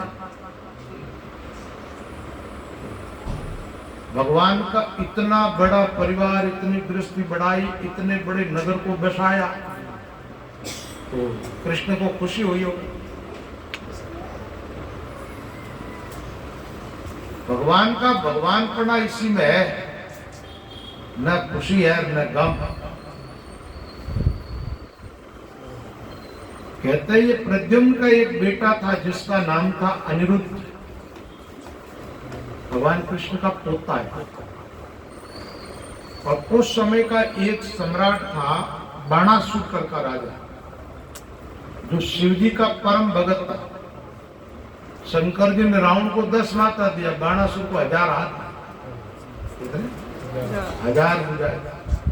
बड़ा शक्तिशाली है। इसकी बेटी को सपना आया और सपने के अंदर उसने प्रेम विवाह कर लिया कृष्ण के पोते के साथ। आंख खुली तो जैसे कोई स्त्री अपने पति को पुकारती है, बोलती है ना, ऐसे वो बोली। तो उनकी एक सहेली थी चित्रलेखा, ये पूर्व जन्म की बहुत बड़ी कोई योगी थी और इस जन्म में भी उसके पास दिव्य दृष्टि थी और कई सिद्धियां थी। वो आकाश में चल सकती थी, पाताल में जा सकती थी, छोटा रूप बना सकती थी, बड़ा रूप बना सकती थी, अंतर्ध्यान हो सकती थी, ऐसी उसके पास सिद्धियां थी। उषा ने कहा तो उस चित्रलेखा ने कहा, देवी तेरा तो अभी तक विवाह ही नहीं हुआ, तो किस प्रियतम को पुकार रही है? तब बाणासुर की बेटी उषा ने कहा, अभी अभी सपन में मेरा विवाह हुआ और मैंने अब निश्चय कर लिया कि जिसके साथ विवाह हुआ ना सपना में, बस वही मेरा पति होगा और किसी के साथ मैं विवाह नहीं कर सकता। और अब मेरा जीवन बेचैन है, मैं उससे मिलना चाहता हूं। तो चित्रलेखा ने कहा, देखो वो सूरज सकल तो तुझे याद है? बोला, तो मैं चित्र बनाती, तो जिसके साथ तेरा स्वप्न में विवाह हुआ तू स्वीकार करेगी, मैं उसको ढूंढ दूंगा। उसने महाराज देवताओं के चित्र बनाए तो नकार दिया, शिव जी आदि ब्रह्मा विष्णु सबके चित्र बना दिए, बड़े बड़े सम्राट बनाकर। द्वारकाधीश भगवान कृष्ण का चित्र बनाया, बोले ये तो नहीं लेकिन इससे थोड़ी सूरत इंसानों को थोड़ा मिलना होता ही था सूरज से। वो समझ गई कि है द्वारका में। कृष्ण के बेटे प्रद्युम्न का बनाया, भले इससे और ज्यादा मिल रही है। अनिरुद्ध का चित्र बनाया तो बनाते कहा यही है। उसने कहा ये तो कृष्ण का पोता है, पोता है तो अब इससे मिलना। वो कहती है मैं जाती हूँ। वो आकाश मार्ग से गई, द्वारिका में उतरी और रात में उठाया किसको? अनिरुद्ध को, और बाणासुर की नगरी शौणिकपुर में ले जाकर के उषा से मिला दिया। अब ये राजमहल के अंदर उषा के साथ रह रहे, इन्होंने तो अपने हिसाब से विवाह कर लिया। इस विवाह क्या कहते हैं? गंधर्व विवाह।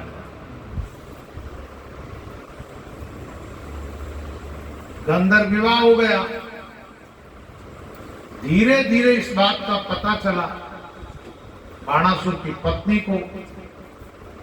बाणासुर तक बात गई, उसको सुनाया नहीं। सैनिकों को भेजा कि इसके महल में कौन। सैनिक गए, अनिरुद्ध ने सैनिकों का सामना किया, युद्ध में उनको पराजित करके भगा दिया। बाणासुर खुद आ गया, आखिर वो कमजोर पड़ा, बंदी बना लिया। बंदी बना करके बाणासुर ने अनिरुद्ध को जेल में डाल दिया। अब उसकी बेटी बड़ी दुखी है, विलाप कर रही है, लेकिन वो नहीं सुनता। नारद जी के द्वारा रामलीला समाचार मिलता है कृष्ण बलराम को। यादव लोग सेना लेकर के शौणिकपुर पर चढ़ाई करते हैं। वहां पर युद्ध होता है बाणासुर के साथ। कहते हैं बाणासुर की पक्ष में शंकर जी हो गए। शिव जी अपना बेटा मानते थे। घना युद्ध चला, आखिर में बाणासुर के सारे हाथ भगवान ने काट दिए, सिर्फ 4 भुजाएं रही। तब भगवान शंकर ने आकर के कहा, महाराज जैसे प्रहलाद आपको प्यारा, जैसे ये मेरे को प्यारा है, इसको मारो मत। नहीं मारे तो बोले मैं इसको समझा दूंगा। फिर संधि हो जाती है। बाणासुर ने अपनी बेटी का विवाह किसके साथ किया? अनिरुद्ध के साथ। उषा का विवाह हो गया और ये यादव लोग वहां से चल करके द्वारका आ जाते। कहते एक बार द्वारका के बच्चे खेलते हुए नगर से बाहर निकले और वहां क्या देखा?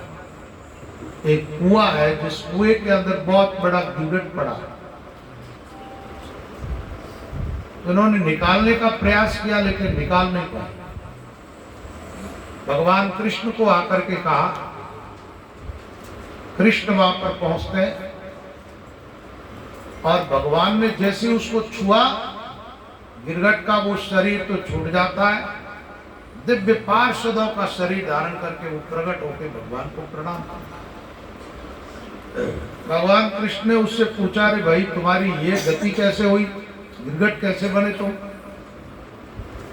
तो उन्होंने कहा, महाराज मैं एक राजा था, मैंने गाय इतनी दान में दी जितनी मान लो बालू की कण है, एक बार एक गाय ब्राह्मण को दान में दी, वो गाय वहां से आकर के मेरी गायों में मिल गई। मैंने वो इस गाय दूसरे ब्राह्मण को दे दी।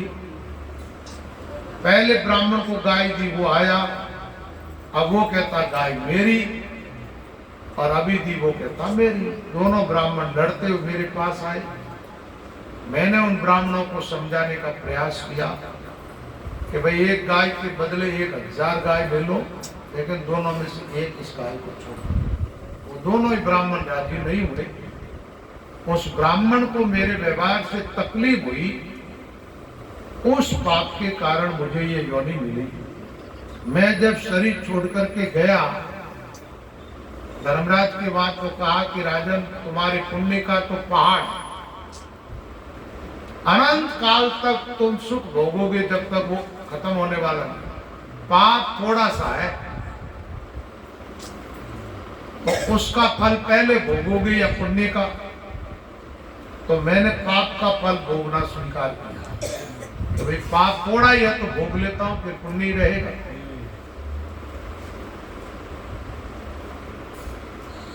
तो ये योनि मेरे को प्राप्त हुई उस पाप के कारण। इस प्रसंग से ऐसा ज्ञान लेना चाहिए, कोई भी दान पुण्य आदि सत्कर्म हम करते हैं उसको विवेक पूर्वक करना चाहिए। कर्म करने वालों को कर्म योगी बनना है तो शास्त्र अध्ययन करना चाहिए कि कर्म कैसे करें। आपको दान पुण्य भी करना है, गृहस्थों में ज्यादा तो यही कर्म योग है। तो आप गीता आदि शास्त्रों का अध्ययन करो, कर्मयोग की शिक्षा मिलेगी। आपको दान कैसे किया जाए वो भी शिक्षा मिलेगी। दान करने का उपाय गीता के 17वें अध्याय में, दातव्यम इति यद्दानम दीयते अनुपकारिणे देशे काले च पात्रे च तद्दानम सात्विकम स्मृतम यत्तु प्रत्युपकारात् फलम उद्देश्य वा पुनः दीयते च परिक्लिष्टम तद्दानम राजसं आदेश काले यद्दानम अपात्रेभ्यश्च दीयते असत्कृतमवज्ञातम तत्तामस मुदावे। तामस दान का फल उल्टा होता है, राजस दान का फल मिलता नहीं है, और सात्विक दान का फल भी पूरा मिलता है, और फल के साथ साथ अंत्यकरण की शुद्धि होती है, भगवत प्राप्ति में सहायक होता है सात्विक दान। आप भजन करोगे, एक बात बताओ, भजन पापी करते हैं पुण्यात्मा? गीता पढ़ना, भक्ति का प्रकरण 7वें अध्याय से चालू होता है। भगवान कहते हैं नैमाम दुष्कृतिनो मूढ़ा प्रपद्यन्ते नराधमा मायया का हृत ज्ञाना आशुरम भावमाश्रिता। बोले जो दुष्कृति है पापात्मा वो मेरा भजन नहीं कर सकता। नैमा दुष्कृतिनो मूढ़ा, दुष्कृति है और मूढ़ है। मूढ़ किसको कहते हैं? अज्ञानी, जिसको सत असत का विवेक नहीं है। विवेकहीन आदमी भजन नहीं करता। प्रपद्यन्ते नराधमा, जो नराधम है, नराधम किसको कहते हैं? बिना ही कारण मनुष्य होता हुआ मनुष्यों को तकलीफ पहुंचाता। आपको बढ़िया मानव बनना तो एक ही काम करो, दूसरा ज्यादा बड़ा लंबे चौड़े ज्ञान की जरूरत नहीं। आप जो चाहो वो व्यवहार दूसरों के साथ करो, और जो आपको अच्छा नहीं लगे वो मत करो।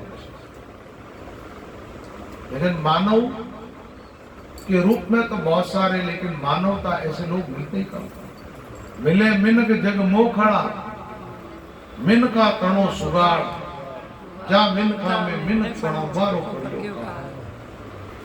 तो दुष्कृति भजन नहीं कर सकते। संतोरी वाणियों में भी आता, पापीरा मुख से राम नहीं निकले, केसर ढुड़गी। अरे आपके पास केसर है, गोबर में डाल दो तो काम आएगा। केसर तो दूध में डालो तो बड़े पीवना में काम आवे, या कटे पूजा में काम आवे। गोबर में नहीं, केसर का ही काम। तो पापाचरण में मानव शरीर को डाला, कहाँ डाल दिए? कीचड़ में। केसर को गारा में डाल। अच्छा, तो भजन करता कौन है? चतुर्विधा भजन्ते माम जना सुकृतिनु अर्जुन। जो सुकृति होता है, पुण्यात्मा होता है, वो भजन करता है। और भजन करने वालों की तो फिर पाप रहते ही नहीं। पहले पुण्य का स्वभाव है, पाप को छोड़ो। तो राजा नृग से एक छोटी सी चूक हुई, जिसके कारण उसको गिरगट की योनि में जाना पड़ा। बलराम जी एक बार गोकुल में जाते हैं, वहां स्नान करने के लिए यमुना जी का आह्वान किया, नहीं आई तो थोड़े नाराज हो गए। अपने हल से जो है जमीन पर डाल करके जमुना पर क्रोध किया, तो जमुना जी आकर के हाथ जोड़ के खड़े हो गए। कहते वहां पर आज भी जमुना इंटेंट पे थे। बलराम जी ने बुलाया वहां पर, कहीं एक पौंड्रक नाम का राजा था, वो पाखंडी था। पाखंडी किसको कहते हैं? जो है कुछ और दिखाता कुछ और। आप जैसे भी हो, एक बात जरूरी नहीं है कोई आदमी पूरा ही पुण्यात्मा हो, पूरा धर्मात्मा हो, पूरा भगवत स्वरूपी हो, ऐसा कोई जरूरी नहीं है।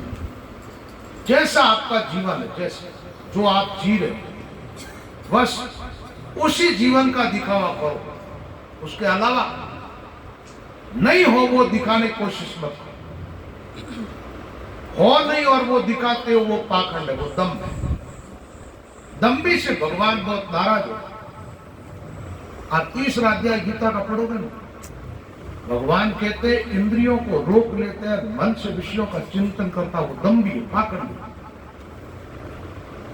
उससे वो अच्छा है जो इंद्रियों से विषयों का सेवन करता है और मेरा नाम भी लेता है आसक्ति रहित होकर के। मेरी नजर में वो ठीक है। तो दंभ के लिए जगह नहीं है भक्ति मार्ग, दिखावा के लिए नहीं। तो पौंड्रक पाखंड करता था, वो कहता था मैं ही भगवान हूं। क्या कहता था? लोग कृष्ण को भगवान मानते थे, वासुदेव, वो अपना नाम ही वासुदेव रखते। पौंड्रक कहता था मैं ही वासुदेव भगवान। और उन भगवान के कई चमचे थे, वो चमचे प्रचार करते थे।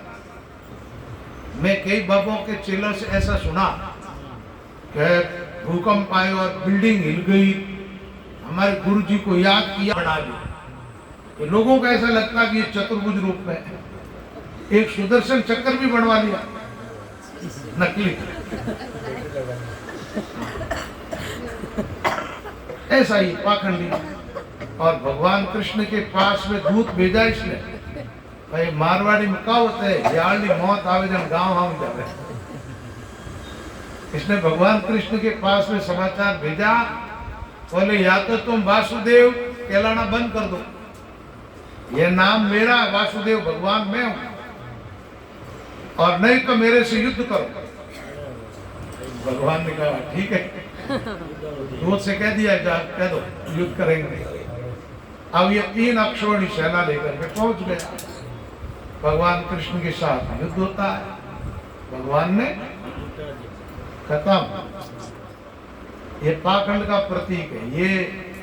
ये बकासुर वाली जो लीला आती है, ये हर एक लीला के पीछे ज्ञान भरा हुआ है। ये मरा तो इनका एक मित्र था काशी राजा, वो आ गया सामने, वो भी भगवान के हाथों मारा गया। इसके बेटे ने जाकर के काशी में ऐसा अनुष्ठान किया, एक काल कृत्या प्रकट की और उसे कहा कि जाओ द्वारकापुरी को भस्म कर। वो कृत्या पहुंची, भगवान का सुदर्शन चक्र आता बीच में, काल कृत्या को खत्म करके काशी पहुंचा, जो काशी पूरी पूरी पूरी को ही भस्मीभूत कर। ये कथा एक हमारे सुखसाण जी की भक्तमाल में आती है, संतों की वाणी में। बोले पूरा वंश सहित वो नरक में गया, काशी का राजा, क्योंकि पाखंड का साथ देता था।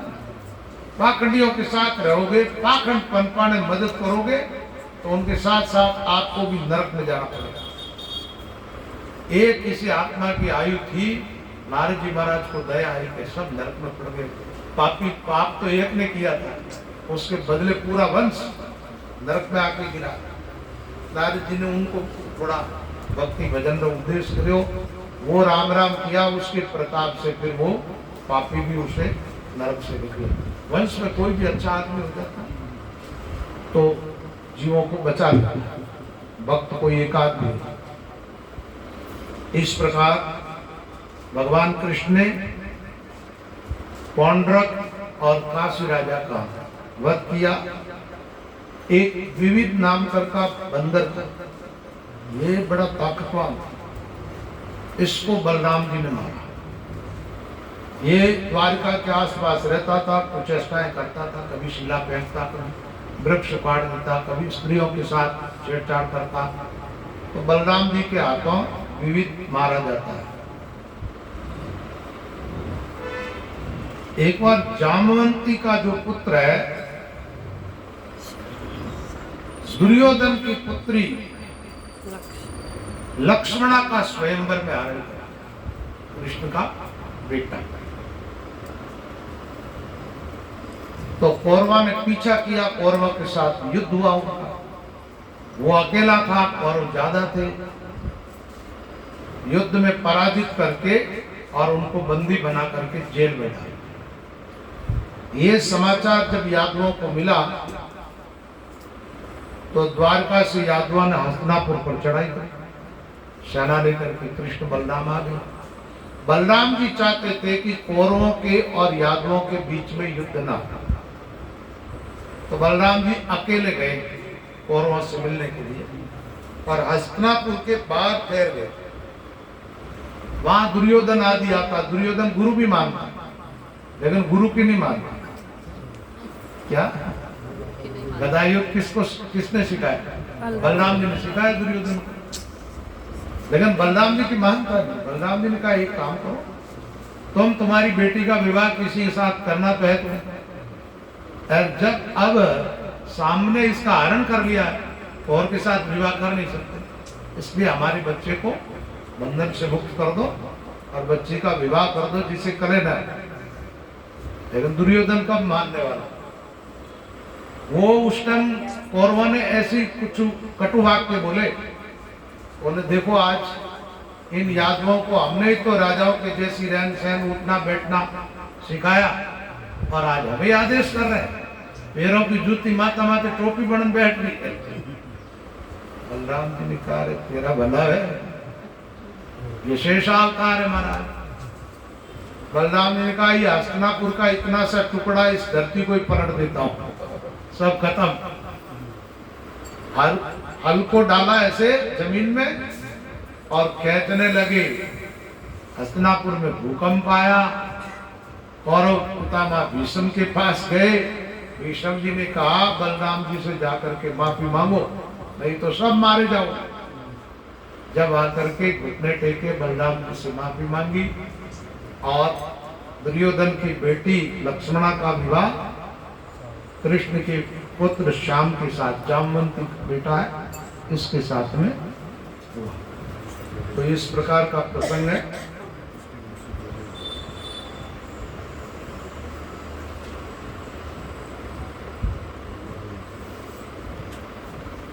कृष्ण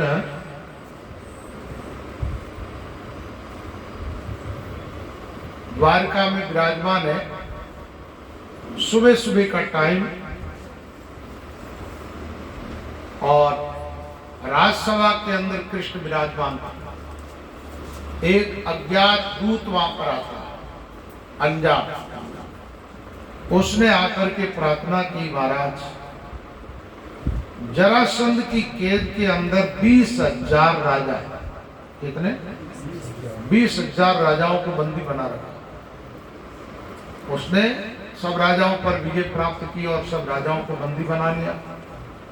वो सब राजा लोग आपसे प्रार्थना करते हैं, उनकी तरफ से प्रार्थना है कि आप इस जरासंध की जेल से हमें मुक्ति दिलाएं। जब इस प्रकार की प्रार्थना की गई, भगवान ने अपना मन बना लिया। इधर नारद जी ने आकर के भगवान से कहा, पांडव लोग जो है वो राष्ट्रीय यज्ञ करने चाहते हैं और उस यज्ञ के अंदर आपकी उपस्थिति जरूरी है। युधिष्ठिर महाराज ने आपको याद भी किया, इसलिए आपको वहां जाना चाहिए। अब दोनों जगह से, एक जगह से प्रार्थना आई है, एक जगह से निमंत्रण। तो भगवान ने उद्धव जी से कहा, उद्धव तुम ही बताओ, हमारे यहाँ द्वारका में सबसे बड़े ज्ञानी तो आप ही हो, अपने से महान व्यक्ति हो ना, उससे सलाह लेनी चाहिए, छोटे से सलाह नहीं लेनी। शरणों लेनो तो ही बड़ो, संग करनो तो ही बड़े लोग। बड़े कौन? जिनके विचार अच्छे हो, जिनके कर्म भी अच्छे हो, हर दृष्टि से समाज में प्रतिष्ठित व्यक्ति हो, ऐसे लोगों से सलाह मशवरा करना चाहिए। शूद्र की सलाह ठीक नहीं। शूद्र का मतलब छोटे, छोटी बुद्धि, छोटी सोच रखने वाले। उद्धव जी ने कहा, प्रभु आपको पहले पांडवों के बाद जाना चाहिए। पांडव राष्ट्र यज्ञ कर रहे हैं, राष्ट्र यज्ञ करेंगे तो दिग्विजय किए बिगड़ तो राष्ट्र यज्ञ कर नहीं सकते, सब राजाओं को जीतना पड़ेगा और उस दिग्विजय के अंदर जरासंध भी आ जाएगा, तो जरासंध का वध होगा, इन राजाओं को भी मुक्ति मिल जाएगी। इसलिए आपको पहले इंद्रप्रस्थ जाना चाहिए। ये पांडवों को एक अलग राज्य मिला था थोड़े समय के लिए, इंद्रप्रस्थ का। भगवान कृष्ण वहां से इंद्रप्रस्थ के लिए प्रस्थान करते हैं। कृष्ण के आने का समाचार सुना, पांडव सामने जाकर के भगवान कृष्ण का आदर सत्कार करते हैं। अब जब यज्ञ की तैयारियां चल रही है, तब भगवान कृष्ण ने कहा, भाई तुम यज्ञ करने तो जा रहे हो, लेकिन क्या सब राजाओं पर तुम लोगों ने विजय प्राप्त कर ली?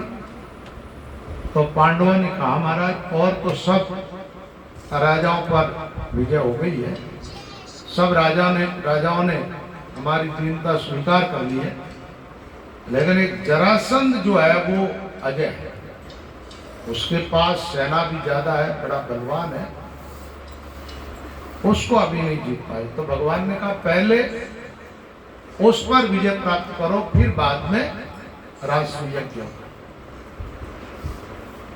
तो सेना भेजे। भगवान ने कह दिया सेना की जरूरत नहीं, सेना से उसको जीत नहीं पाओगे, तो क्या करें? बोले एक काम करो, मैं जाता हूं और मेरे साथ रहेंगे भीम और अर्जुन, हम 3 जने जाएंगे उस पर विजय प्राप्त करने। अब तीनों भी कैसे है? योद्धाओं में अर्जुन और भीम जैसा कोई, नारायण का साथ। तो भी जरासंध को जीतने के लिए वेश बदलना पड़ा भगवान, ब्राह्मण बन गए। जरासंध किसका भगत है? ब्राह्मणों का। ब्राह्मण बनकर के कृष्ण और भीम अर्जुन जरासंध के वहां पर पहुंच गए। जरासंध ने आदर सत्कार किया, शाम होते होते गए, अच्छी जगह ठहरा दिया, भोजन की व्यवस्था हो गई। प्रातः काल होने पर जरासंध ने पूछा, ब्राह्मण देवताओं आए हो तो जो इच्छा हो वो मांग लो, लेकिन मांगने के लिए क्या करके जरासंध ने कहा है, तुम ब्राह्मण रूप में आए हो इसलिए मैं दूंगा तो सही, पर एक बात बताओ, मुझे लगता नहीं है कि तुम ब्राह्मण। क्या कहा?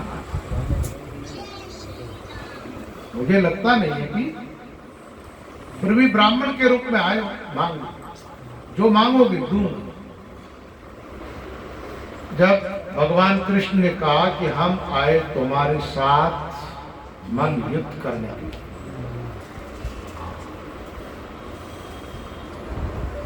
जरासंध हंसने लगा, मेरे साथ और युद्ध करोगे, मरने के लिए आए हो?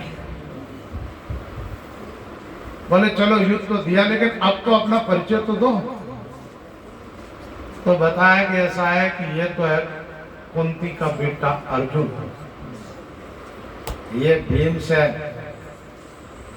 और मेरे से तो तेरी कई बार मुलाकात हो चुकी है, मैं वही तुम्हारा पुराना शत्रु। मुस्कुराते हुए भगवान ने कहा, जैसे चेहरे पर मुस्कुराहट आई और जरासंध पहचान दिया, कृष्ण की हंसी में जादू।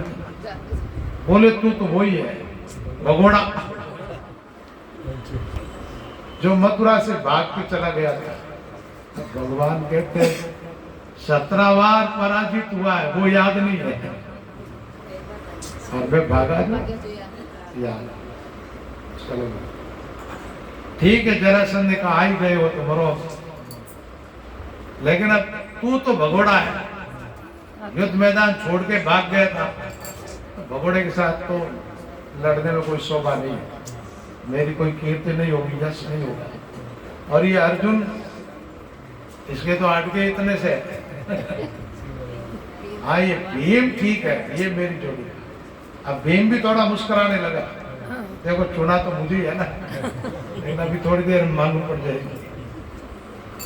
हाँ महाराज, भीमसेन को चुना और गदा युद्ध चालू हुआ अखाड़े में। कहते हैं भीम को भी एक गदा दे दी, एक खुद ने ले ली, गदा से लड़े, कभी पहलवान कुश्ती, लड़ते रहे, कहीं फर्क ही नहीं पड़ता, भीम को पराजित कर नहीं पाता, भीम का तो मरता नहीं। काफी दिन बीत गए, एक दिन रात में कृष्ण से भीम कहता है, बोले कृष्ण ये आदमी है चट्टान है, लड़ते लड़ते मैं तो अब थक गया और ये तो मरेगा नहीं मेरे हाथ से, इसलिए आप लड़ाई जाने तुम जानो, मुझे तो ऐसा लगता है मैं रात में भाग जाऊं यहाँ से। रोज रोज तो 27 दिन में ऐसा कुछ बताया गया है। तो आकर भगवान ने कहा तुम लड़ते ही हो, मेरी तरफ तो देखते नहीं, मेरी तरफ देखोगे तो विजयी हो जाओ। आप भी लड़ते ही हो ना, जीवन में द्वंद्व आते हो तो सारा कोई और ढूंढते हो, भगवान की तरफ नहीं देखते, और भगवान की तरफ देखोगे तो विजय हो जाओ, द्वंद्व खत्म। भीम ने कहा ठीक है। अब दूसरे दिन जैसे युद्ध चला, भीम ने देखा कृष्ण की तरफ, कृष्ण ने एक तिनका लिया और चीर दिया। ये जरासंध जन्मा था ना, 2 हिस्सों में जन्मा, एक जुरा नाम करके राक्षसी थी, उसने जोड़ा इसको। अब वो जैसा जन्मा वैसे ही मरे। भीम समझ गया कि अब इसको चीरना होगा। वो कुश्ती में उसको पटक करके उसके पैर पर पैर रख करके एक पैर पकड़ के चीर दिया, चीर के फेंका, थोड़ी देर वो फेंके वापस मिल गई, फिर लड़ने लग गया। कहा ये कैसी बला है। फिर भगवान की तरफ देखा, भगवान ने कहा विपरीत दिशा में फेंको इसको, तो जरासंध मरा। जरासंध की मृत्यु हुई। जरासंध का बेटा, उसका नाम भी सहदेव, वो भगवान कृष्ण की शरण में आ जाता है, भगवान ने उसको राजा बनाया, और 20,000 राजा कारागृह में थे, जेल के अंदर, उनको बंधन से मुक्त किया। उन सब राजाओं को भोजन भी करवाए, वस्त्र पहनाए, और फिर उनको कहा कि अपने अपने नगर में जाओ तुम, और जो तुम्हारा शासन था वो तुम करो, लेकिन साथ में मुझे याद रखना। इस प्रकार कहते हुए जरासंध के पुत्र ने खजाने में से धन पांडवों को भेंट किया। वो स्वयं भी वहां राजसु यज्ञ के अंदर आता है। वापस लौट करके इंद्रप्रस्थ आ गए। जैसे यज्ञ प्रारंभ होने वाला था तो उसमें एक बात और चली कि भाई इस यज्ञ के अंदर सबसे पहला पूजन किसका होना था। तो कहा कि पूजा तो सहदेव ने प्रस्ताव रखा पूजा भगवान कृष्ण की होनी चाहिए। कृष्ण भगवान है परमात्मा, वहां शिशुपाल था। कृष्ण के क्या लगता है शिशुपाल? हुआ कर बेटा। बुआ का बेटा। युधिष्ठिर के मौसी उसी का का बेटा। मौसी का ही बन।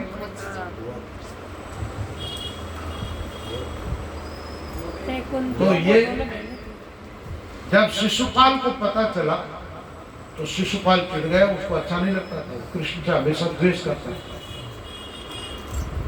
और इसको तो भक्ति वही करनी है ना, जय विजय वाली आत्मा शिशुपाल, और द्वापुर में और कौन है? दंतवक्र। ये गालियां बकने लगा। भगवान कृष्ण ने बुआ को वरदान दिया था, बोले बुआ तेरा बेटा 108 गाली बकेगा तब तक मैं इसको माफ कर दूंगा, इसे आगे मैं माफ नहीं करूंगा। आज शिशुपाल बोलते बोलते सारी सीमें पार कर दी। पांडवों को अच्छा नहीं लगा, किसी को भी अच्छा नहीं लगा, लेकिन वो बकता गया। भगवान का सुदर्शन चक्र चलता है, शिशुपाल की गर्दन कट जाती है, मर जाता है। शिशुपाल मरा, शिशुपाल के अंदर से जो आत्मा निकली वो भगवान कृष्ण की परिक्रमा करके कृष्ण में ही समा गई। यानी शिशुपाल को सायुज्य मुक्ति प्राप्त हो गई। अच्छा, जय विजय को कितने जन्म का वरदान था? कि भाई 3 जन्म में विरोध से वैर भाव रख के भजन करोगे तो 3 जन्म। ये तीसरा जन्म है उनका। पहले जन्म में हिरण्यकश्यपु और हिरण्याक्ष, दूसरे जन्म में रावण कुंभकर्ण, और तीसरे जन्म में शिशुपाल। अभी थोड़े देर के बाद दंतवक्र को सटाते हैं। शिशुपाल की मृत्यु हो जाती है और उसके बाद भगवान कृष्ण का पूजन होता है। फिर पांडवा ने राष्ट्र यज्ञ किया। उस यज्ञ के अंदर सब लोग खुश होकर के गए, एक दुर्योधन ना खुश होकर गया। उसका कारण यह था, मई दानव की बनाई हुई वो राजसभा इतनी बढ़िया थी पांडवों की। उस यज्ञ के अंदर दुर्योधन ने तो पांडवा से द्वेष ही किया, लेकिन भगवान कृष्ण के कहने पर दुर्योधन को रखा कहा है, तो पांडवों का भाई है ना। बोले कि दान को रुपया जितना खर्च करना है ना, वो खजाना री चाबी दुर्योधन को। किसको दी? दुर्योधन। अब दुर्योधन ईर्षा बस जट रुपयो 5 लागे जट 50 खर्च करते। आज खर्चो ज्यादा वे दिन में यश गिरो है। अनेक बढ़िया बात बताए जो थाने हमार काम थाने कोई काम रे महीने लाख रुपया खर्च करना पड़े। कितना करना पड़े? 1 लाख। अब थे कोई है कि थोड़ा सा बचाओ नहीं चाहो, कितनी कंजूसी करो तो थाने 90,000 तो करने ही पड़े। कंजूसी करन बचाया कितना? 10,000। 10,000 बचाना चक्कर में तू हो जाएगी, काम बिगड़ जाए। और लाख रुपया खर्च करना जट 1,10,000 कर दो तो वाह वाह हो जाए। अरे वाह, कई बात है। थोड़ा खर्चो ठीक करना चाहिए। हमारा दुर्योधन तो, लेकिन दुर्योधन को भी पता नहीं है। दुर्योधन रा हाथरे महीने एक एडी रेख थी कि वो जितना रुपया खर्च करे, 1 रुपयो करे तो खजाना में 4 आ। पांडवा का धन बढ़ता गया, वो खर्च करता गया, पांडवों की तो वाह वाह हो गई। अब सब विदाई ले लेके जा रहे थे, उस टाइम ये भी मिलने के लिए गया। तो सवाती वहां कैसा दिखता था? जैसे जहां जमीन है वहां तो पानी नजर आता, और जहां पानी, जल की जगह थल और थल की जगह जल, ऐसा लगता। दुर्योधन जैसे आगे बढ़ा और जहां पानी नहीं था वहां कपड़े ऊंचे किए। द्रौपदी सामने खड़ी खड़ी देख रही, और जहां पानी था वहां उसको पता नहीं चला, गिर गए। गिरा तो द्रौपदी हंसी। कोई किसी में कोई तकलीफ आ जाए, कुछ होना है कोई गिर जाए कर जाए कुछ भी हो तो हंसो मत, गंभीरता रखो। रोग रो मूल खांसी और कड़े रो मूल हंसी। उसकी हंसी उड़ाते हुए और बोल के कहा, क्या कहा? अंधे का पुत्र अंधा। बोले आखिर अंधे की संतान तो अंधी होगी, दिन में ही नहीं दिखा। इस प्रकार द्रौपदी ने व्यंग भरी भाषा में शब्द कहा। वो बाण के नहीं लग गया दुर्योधन। दुर्योधन चुपचाप वहां से निकल करके हस्तिनापुर चला गया। यहां से महाभारत का बीज बोया गया। वचन वचन में आतरो अंतर है, बोली बोली, और वचन वचन में एक वचन सुख उपजे। बोलो तो और आदमी देखे एक बार और बोले तो ठीक है। कई लोगों की ऐसी कर्कश भाषा होती है, बोला हुआ स्वता नहीं है।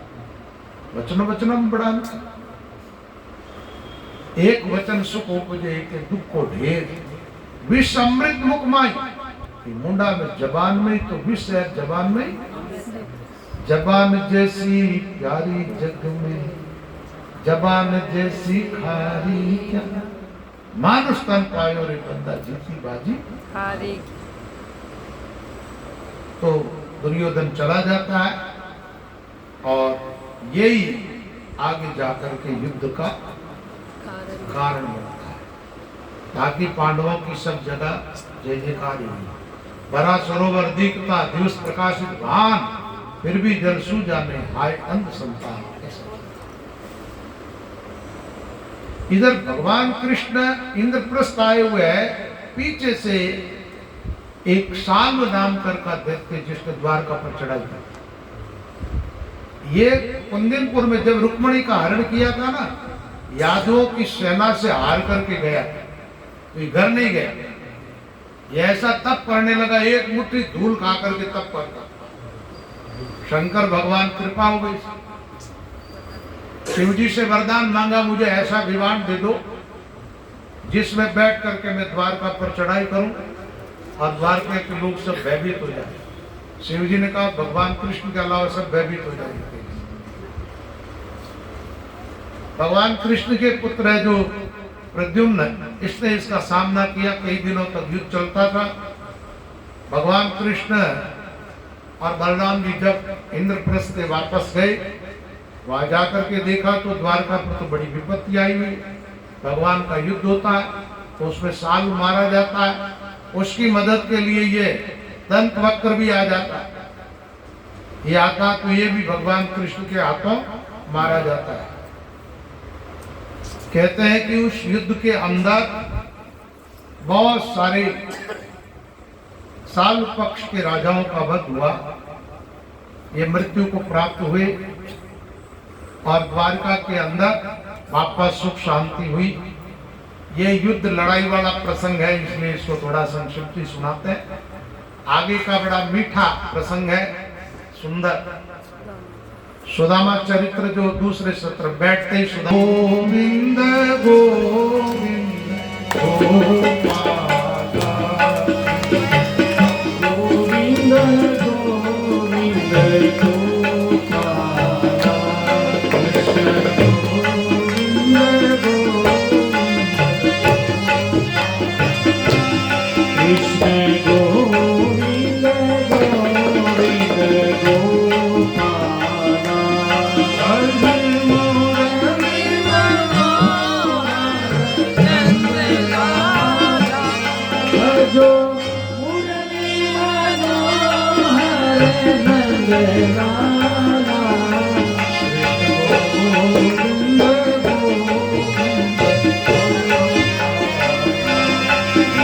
Jai